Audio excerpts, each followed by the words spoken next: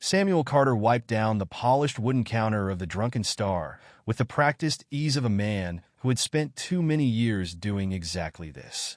The bar, a cozy little hole in the wall on Meridian 7, smelled of aged whiskey and burnt plasma coils. An odd mix, but one that regulars had grown fond of.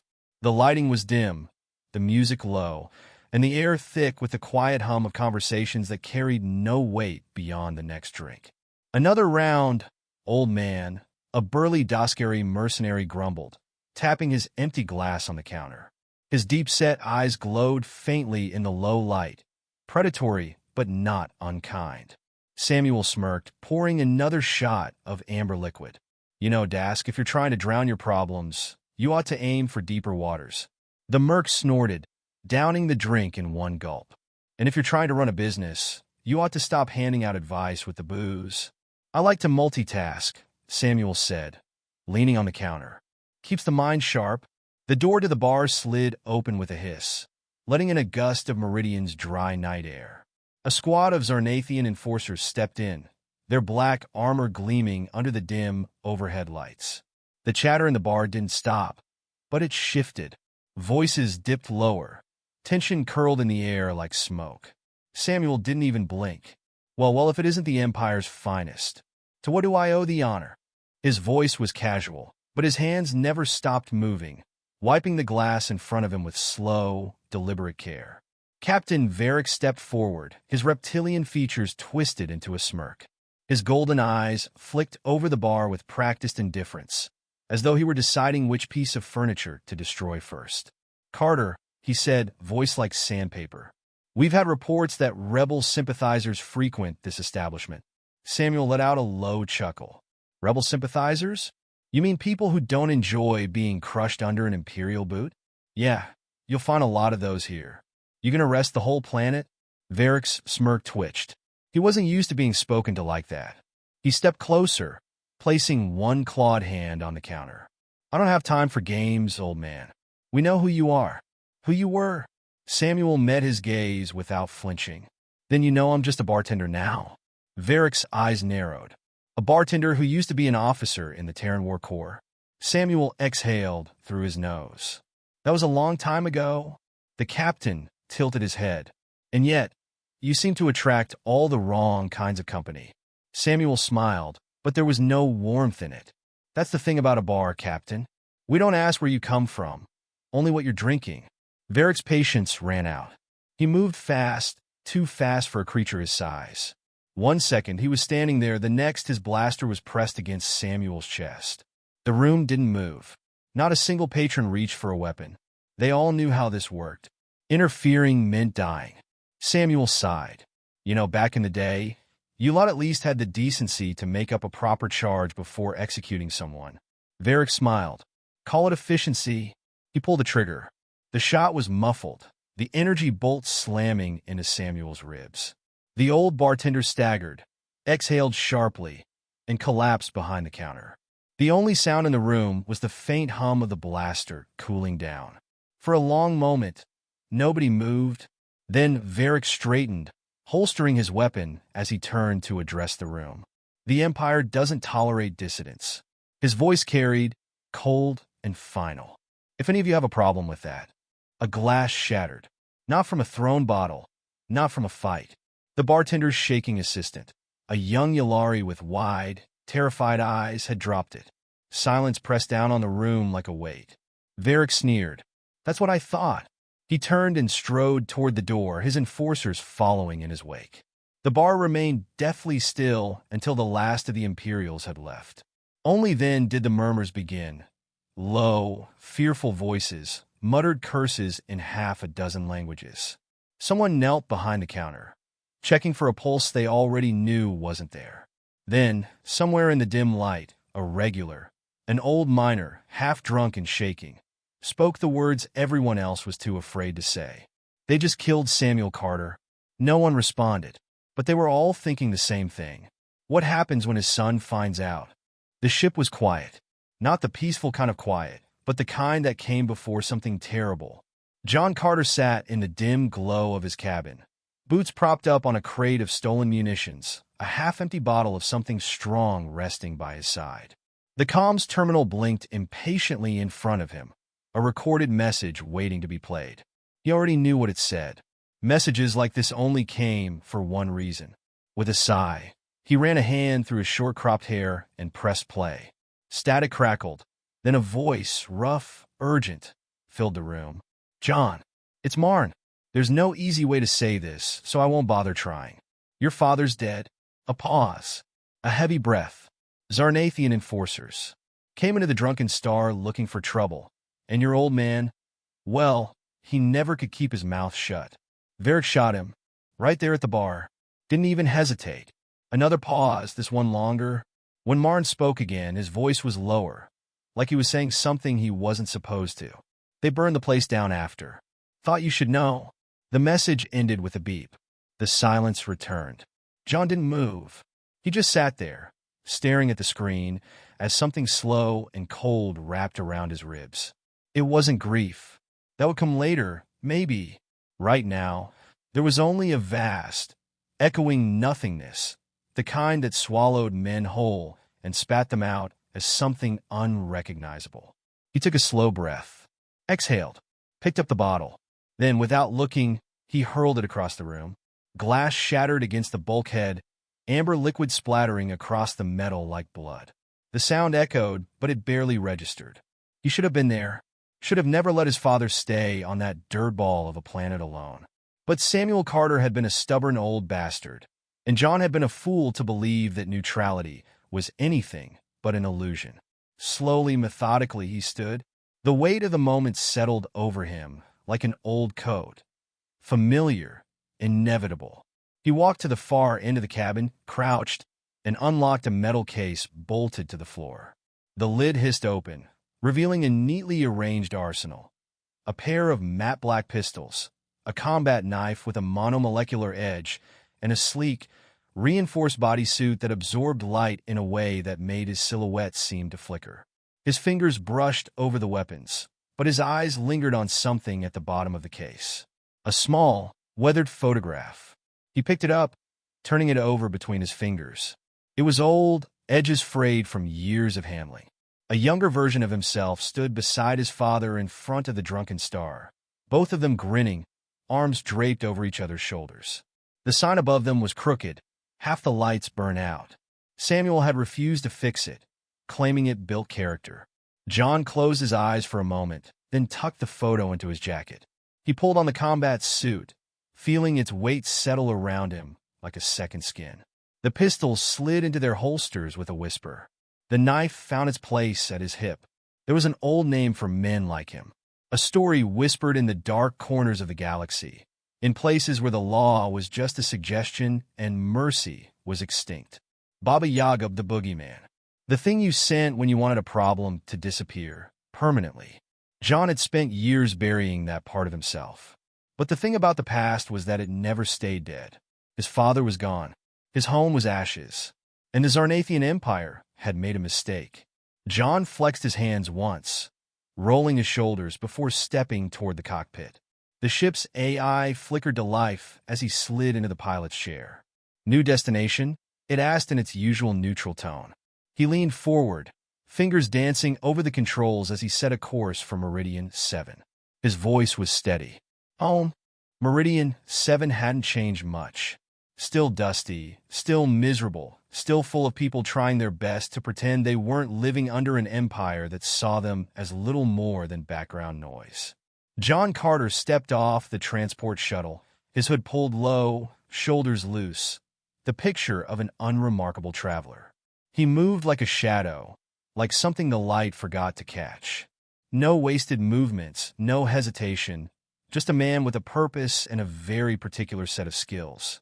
The marketplace smelled like fried protein and spilled oil. Vendors shouted over one another, hawking wares no one really needed but would buy anyway. A few Zarnathian enforcers lingered at a corner checkpoint, their black armor gleaming under the planet's twin suns. They weren't patrolling. They were watching, measuring the temperature of a population that was just angry enough to be dangerous, but not desperate enough to do anything about it. Not yet anyway. John navigated through the crowd, slipping past a group of traders, and ducked into a narrow alleyway. He followed the twisting path until he reached a rusted metal door with a keypad so grimy it looked like it had never been cleaned. He rapped his knuckles against the panel in a pattern that, to most, would sound like nothing more than impatience. The door slid open. Inside, the air was thick with the scent of old circuitry and spilled alcohol. The underground tavern was dimly lit, filled with the sort of people who either didn't want to be found or were very, very bad at hiding. Marn was behind the bar, just as John remembered him. Lean, weathered, and permanently unimpressed.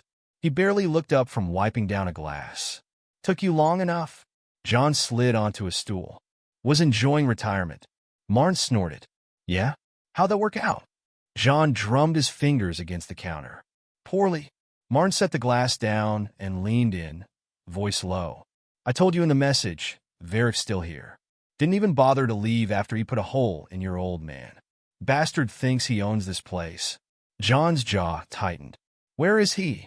Marn glanced around, then jerked his chin toward a table in the far corner. "That one, the slimy-looking Galdari with the bad haircut, works for Varric. Runs errands, collects bribes. You get him to talk, you'll get what you need." John followed Marn's gaze. The Galdari in question was a lanky, four-armed creature with skin the color of spoiled milk and a nervous twitch that suggested he was very aware of how often people like him ended up dead. He was nursing a drink like it owed him money. John nodded once. "Appreciate it." Marn grunted. Yeah. Just try not to wreck the place." John stood and crossed the room, sliding into the chair opposite the Galdari. The alien tensed immediately, his four hands twitching toward his belt, where John could see the outline of a concealed weapon. John smiled, all teeth, and placed a small, dull blade on the table between them. "Not a threat, just a conversation piece." "Relax," he said. "We're just going to have a chat." The Galdari licked his lips. "I don't know who you think I am, but—" John tilted his head. "You work for Varric. That's who I think you are." The alien's breath hitched. "Look, man, I don't want trouble." "Neither do I." John rested his hands on the table. "But I also don't like loose ends. So here's what's going to happen. You're going to tell me where Varric sleeps, where he eats, and where he thinks he's safest. And in return, I won't turn your insides into your outsides." The Galdari swallowed hard. You don't understand. If I talk, he'll kill me." John leaned in. "If you don't talk, I'll kill you. And between the two of us, I'm the one sitting right here." The alien's hands clenched, his eyes darting toward the exit, calculating his odds. Then finally his shoulders slumped. He's stationed at the old administration building. 4th floor, east wing. They fortified it, set up checkpoints, but there's a weak spot in the service tunnels beneath. You could get in if you knew how. John nodded, pocketing his knife. "See? That wasn't so hard." The Galdari exhaled shakily. "You're really going to go after him?" John stood, adjusting his coat. "I'm not here for a drink." As he walked toward the exit, Marn called after him. "You going to make this loud or quiet?" John paused at the doorway, considering. Then, with a small, humorless smile, he said, "Depends how cooperative they are." Then he was gone. The old administration building loomed against the night sky, its once pristine structure now fortified with steel barricades and automated turrets. Zarnathian enforcers patrolled the perimeter in disciplined patterns, their black armor catching the pale glow of the streetlights. John Carter crouched atop a nearby rooftop, watching, calculating. He could do this quiet, slip in through the service tunnels, eliminate Varric in his sleep, and be gone before the morning patrols realized their commander was a cooling corpse. But that wasn't the message he wanted to send. He wanted them to understand. So he went with Plan B. The explosives were simple, industrial-grade mining charges, easily acquired if you knew who to bribe. He'd set them along the eastern support beams, placed with the precision of a man who had once been very, very good at breaking things. A tap on his wrist console, a 3-second delay. Then the night shattered. The explosion roared through the compound, tearing through steel and stone with the fury of an avalanche. Fire erupted from the eastern wing, sending debris raining down onto the streets. The shockwave threw enforcers off their feet, alarms shrieking in panic. And in the chaos, John moved. He dropped from the rooftop, landing with a roll that brought him behind the nearest patrol. The first guard barely had time to register his presence before John's blade slid between the plates of his armor, quick and clean. He caught the body before it hit the ground, lowering it soundlessly before drawing his pistol. The second enforcer turned just in time to see the muzzle flash. John advanced through the smoke and fire, methodical, efficient. Every shot found its mark. Every movement had purpose. He was no longer just a man. He was a reckoning, years of blood and grief distilled into something pure and undeniable. By the time he reached the main entrance, the compound was in full panic. Zarnathian officers barked orders, scrambling to form a defensive line. The automated turrets whirred to life, scanning for targets through the haze. John holstered his pistol and pulled a small device from his belt. A flick of his thumb, and the EMP charge sent a silent pulse rippling outward. The turrets flickered, sputtered, then died. He smiled. Then he walked through the front door. The hallway was a battlefield. Enforcers took cover behind overturned desks and shattered pillars, their rifles lighting up the dark like angry fireflies. John weaved through the storm, bullets missing by inches as he returned fire with deadly precision. He didn't stop, didn't hesitate, because he knew where Varric would be. The office on the top floor, the one with the reinforced doors, the one where cowards thought walls could keep death at bay. John took the stairs two at a time, cutting through resistance like a blade through silk. By the time he reached the fourth floor, his breath was steady, his hands sure. Varric was waiting.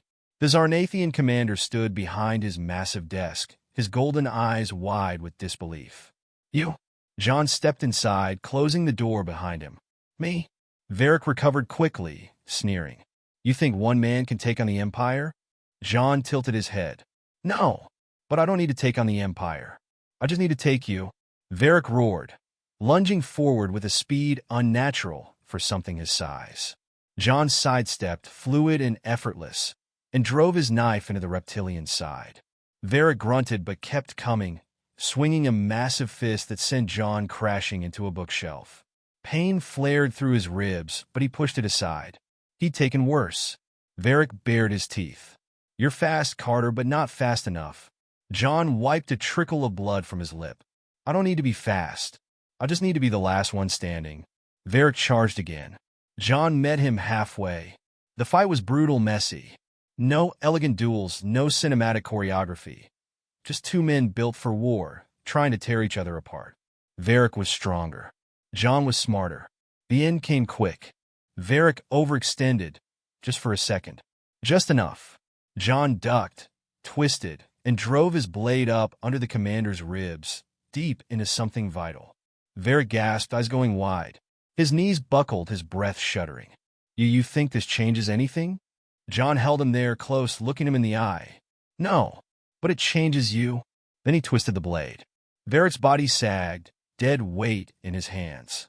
John let him drop. He stood there for a moment, breathing, listening. The compound was quiet. The battle was over. He exhaled slowly, pulling the old photograph from his pocket. He looked at it for a long moment before tucking it back into his jacket. Then, without a word, he walked out. By the time John Carter stepped out of the administration building, the fires had spread.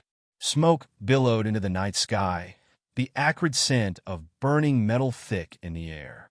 Enforcers who weren't dead had either fled or were too wounded to do anything but groan in pain. The people of Meridian 7, once cowed and silent, now gathered in the streets, watching, waiting. John holstered his pistol, his steps slow, deliberate.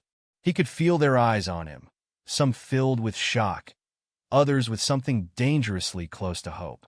Marn pushed through the crowd, his usual scowl replaced with something resembling disbelief. "You actually did it." John shrugged, figured it was time someone did.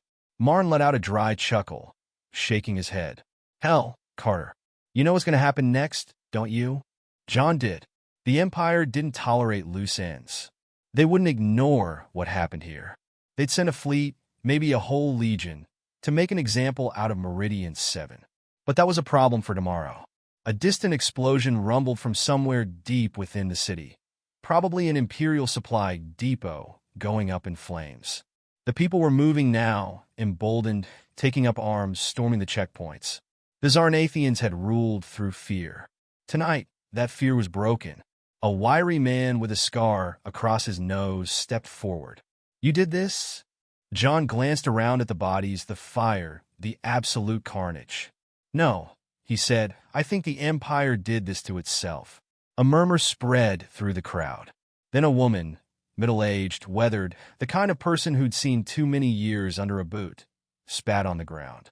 "So what now? We wait for them to come back and kill us all?"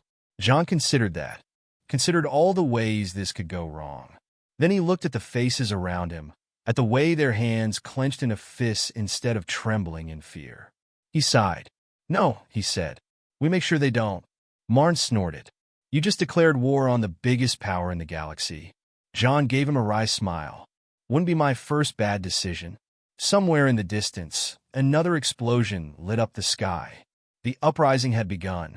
John Carter rolled his shoulders, cracked his neck, and stepped forward. There was work to do.